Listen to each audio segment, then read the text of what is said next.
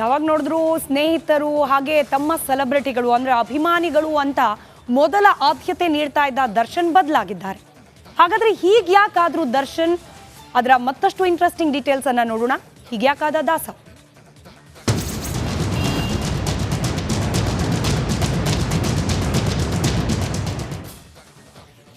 Cinema shooting ಸಂದರ್ಭದಲ್ಲಿ ಹಾಗೆ ಕೆಲ ಕಾರ್ಯಕ್ರಮಗಳಲ್ಲಿ ಭಾಗಿಯಾಗುವ ಸಂದರ್ಭದಲ್ಲಿ ದರ್ಶನ್ ಸುತ್ತಮುತ್ತಲು ಯಾವಾಗಲೂ ಕಾಣ್ತಾ ಇದ್ದಿದ್ದು ಅವರ ಗೆಳೆಯರ ಬಳಗ. ಮಿನಿಮಮ್ ಅಂದ್ರೂ 10-15 ಮಂದಿ ಯಾವಾಗಲೂ ಕೂಡ ದರ್ಶನ್ ಅವರ ಜೊತೆಯಲ್ಲೇ ಇರ್ತಿದ್ರು.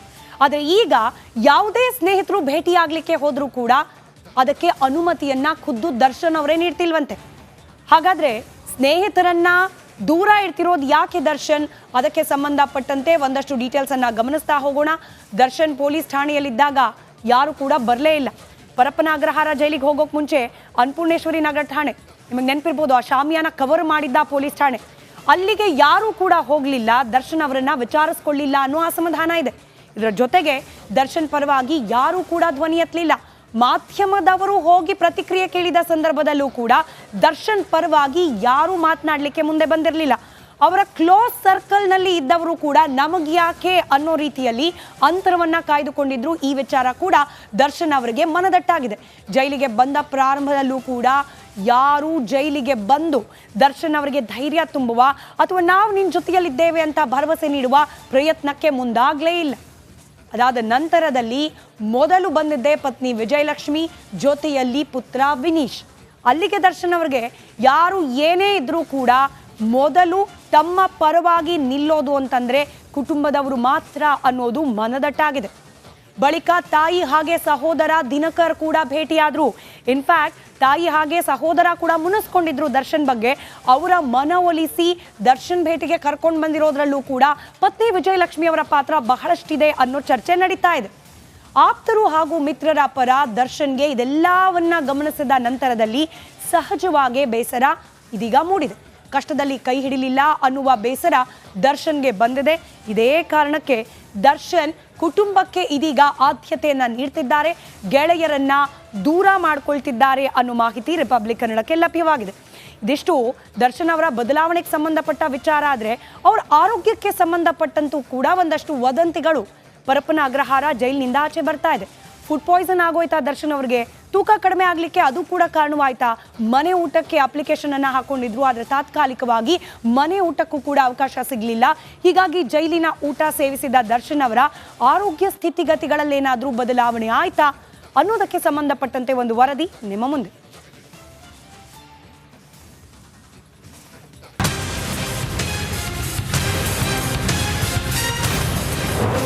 ನಾಳೆ ದರ್ಶನ್ ನ್ಯಾಯಾಂಗ ಬಂಧನ ಅಂತ್ಯ. ಕರಿಯನಿಗೆ ಕಾಡ್ತಿದೆಯಾ ಆರೋಗ್ಯ ಸಮಸ್ಯೆ? ಚಿತ್ರದುರ್ಗದ ರೇಣುಕಾಸ್ವಾಮಿ ಎಂಬಾತನ ಕೊಲೆ ಕೇಸ್ನಲ್ಲಿ ಚಾಲೆಂಜಿಂಗ್ ಸ್ಟಾರ್ ದರ್ಶನ್ ಜೈಲು ಸೇರಿ ಬರೋಬ್ಬರಿ 27 ದಿನ ಆಯಿತು. 27 ದಿನಗಳಲ್ಲಿ ದರ್ಶನ್ಗೆ ಕಾಡಿದ 1-2 ಸಮಸ್ಯೆಗಳು. ಒಮ್ಮೆ ವಿಗ್ ಸಮಸ್ಯೆ ಕಾಡಿದ್ರೆ ಮತ್ತೊಮ್ಮೆ ಊಟ ಸೇರುತ್ತಿಲ್ಲ, ಇನ್ನೊಮ್ಮೆ ಆರೋಗ್ಯ ಸಮಸ್ಯೆ ಕಾಡ್ತಿದೆ ಎಂಬ ಮಾತೇ ಸುದ್ದಿಯಾಯಿತು. ಆದರೆ ಇದೀಗ ಇದರ ಅಸಲಿ ಕಹಾನಿ ಪತ್ತೆಗೆ ಜೈಲು ಸಿಬ್ಬಂದಿ ಮುಂದಾಗಿದ್ದಾರಂತೆ.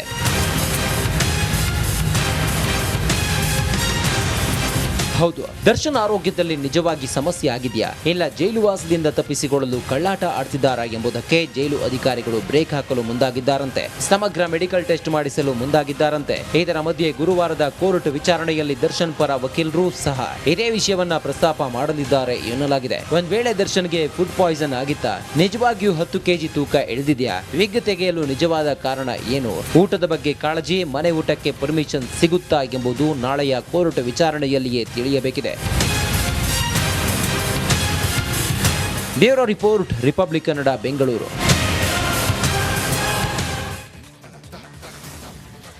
ದರ್ಶನ್ ಜೈಲುವಾಸಕ್ಕೆ ಸಂಬಂಧಪಟ್ಟ ಮತ್ತಷ್ಟು ಪ್ರಮುಖ ಸುದ್ದಿಗಳನ್ನ ಕ್ವಿಕ್ ಆಗಿ ಗಮನಿಸೋಣ.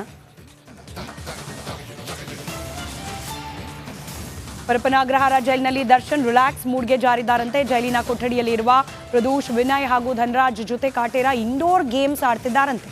ಮೈಂಡ್ ರಿಲ್ಯಾಕ್ಸ್ಗಾಗಿ ಚೆಸ್ ಹಾಗೆ ಕೇರಂ ಆಡ್ತಾ ಕಾಲ ಕಳಿತಿದ್ದಾರೆ ಅನ್ನೋ ಮಾಹಿತಿ ಸಿಕ್ಕಿದೆ. ಇವತ್ತು ಜೈಲಿನ ವಿಸಿಟ್ಗೆ ರಜೆ ಇರುವ ಹಿನ್ನೆಲೆಯಲ್ಲಿ ದರ್ಶನ್ ಭೇಟಿಗೆ ಅವಕಾಶ ಇರಲಿಲ್ಲ. ಕಳೆದ ವಾರ ಲೈಬ್ರರಿಯಿಂದ ಪುಸ್ತಕಗಳನ್ನು ತರಿಸ್ಕೊಂಡಿದ್ರು ದರ್ಶನ್. ಇದೀಗ ಗೇಮ್ಸ್ ಆಡ್ತಾ ಕಾಲ ಕಳಿತಿದ್ದಾರೆ. ಪತ್ನಿ ವಿಜಯಲಕ್ಷ್ಮಿ ಹಾಗೆ ಮನೆಯವರು ಬಂದು ಹೋಗಿದ ನಂತರ ದರ್ಶನ್ ಒಂದಷ್ಟು ನಿರಾಳರಾಗಿದ್ದಾರೆ ಅನ್ನೋ ಮಾಹಿತಿ ಇದೆ.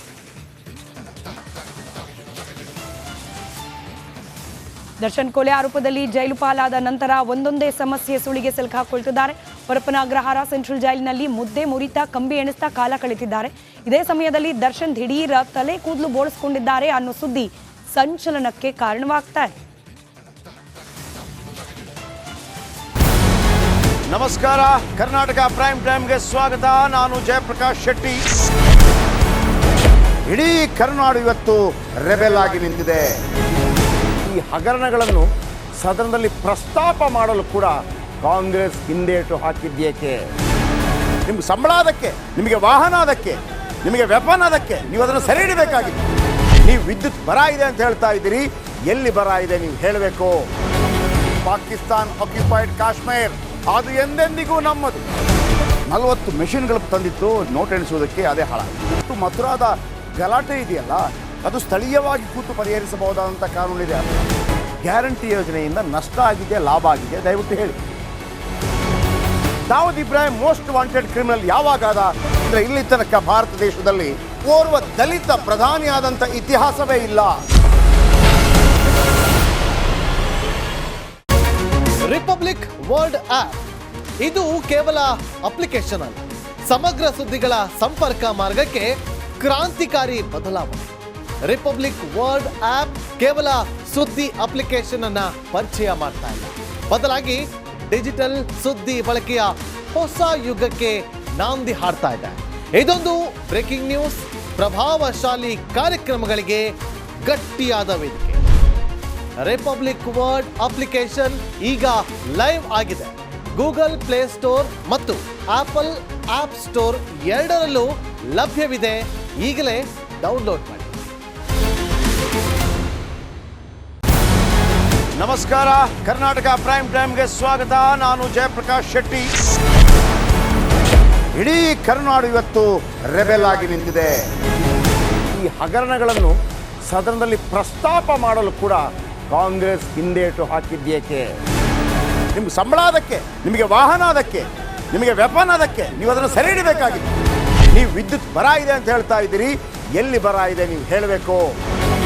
ಪಾಕಿಸ್ತಾನ್ ಆಕ್ಯುಪೈಡ್ ಕಾಶ್ಮೀರ್ ಅದು ಎಂದೆಂದಿಗೂ ನಮ್ಮದು. 40 ಮೆಷಿನ್ಗಳು ತಂದಿತ್ತು ನೋಟ್ ಎಣಿಸುವುದಕ್ಕೆ, ಅದೇ ಹಾಳಾಯಿತು. ಮಥುರಾದ ಗಲಾಟೆ ಇದೆಯಲ್ಲ, ಅದು ಸ್ಥಳೀಯವಾಗಿ ಕೂತು ಪರಿಹರಿಸಬಹುದಾದಂಥ ಕಾನೂನಿದೆ. ಗ್ಯಾರಂಟಿ ಯೋಜನೆಯಿಂದ ನಷ್ಟ ಆಗಿದೆ, ಲಾಭ ಆಗಿದೆ, ದಯವಿಟ್ಟು ಹೇಳಿ. Dawood Ibrahim most wanted criminal ಯಾವಾಗಾದ ಅಂದರೆ ಇಲ್ಲಿ ತನಕ ಭಾರತ ದೇಶದಲ್ಲಿ ಓರ್ವ ದಲಿತ ಪ್ರಧಾನಿಯಾದಂಥ ಇತಿಹಾಸವೇ ಇಲ್ಲ. ರಿಪಬ್ಲಿಕ್ ವರ್ಲ್ಡ್ ಆಪ್ ಇದು ಕೇವಲ ಅಪ್ಲಿಕೇಶನ್ ಅಲ್ಲ, ಸಮಗ್ರ ಸುದ್ದಿಗಳ ಸಂಪರ್ಕ ಮಾರ್ಗಕ್ಕೆ ಕ್ರಾಂತಿಕಾರಿ ಬದಲಾವಣೆ. ರಿಪಬ್ಲಿಕ್ ವರ್ಲ್ಡ್ ಆಪ್ ಕೇವಲ ಸುದ್ದಿ ಅಪ್ಲಿಕೇಶನ್ ಅನ್ನ ಪರಿಚಯ ಮಾಡ್ತಾ ಇಲ್ಲ, ಬದಲಾಗಿ ಡಿಜಿಟಲ್ ಸುದ್ದಿ ಬಳಕೆಯ ಹೊಸ ಯುಗಕ್ಕೆ ನಾಂದಿ ಹಾಡ್ತಾ ಇದೆ. ಇದೊಂದು ಬ್ರೇಕಿಂಗ್ ನ್ಯೂಸ್, ಪ್ರಭಾವಶಾಲಿ ಕಾರ್ಯಕ್ರಮಗಳಿಗೆ ಗಟ್ಟಿಯಾದ ವೇದಿಕೆ. ರಿಪಬ್ಲಿಕ್ ವರ್ಲ್ಡ್ ಅಪ್ಲಿಕೇಶನ್ ಈಗ ಲೈವ್ ಆಗಿದೆ. ಗೂಗಲ್ ಪ್ಲೇ ಸ್ಟೋರ್ ಮತ್ತು ಆಪಲ್ ಆಪ್ ಸ್ಟೋರ್ ಎರಡರಲ್ಲೂ ಲಭ್ಯವಿದೆ. ಈಗಲೇ ಡೌನ್ಲೋಡ್ ಮಾಡಿ.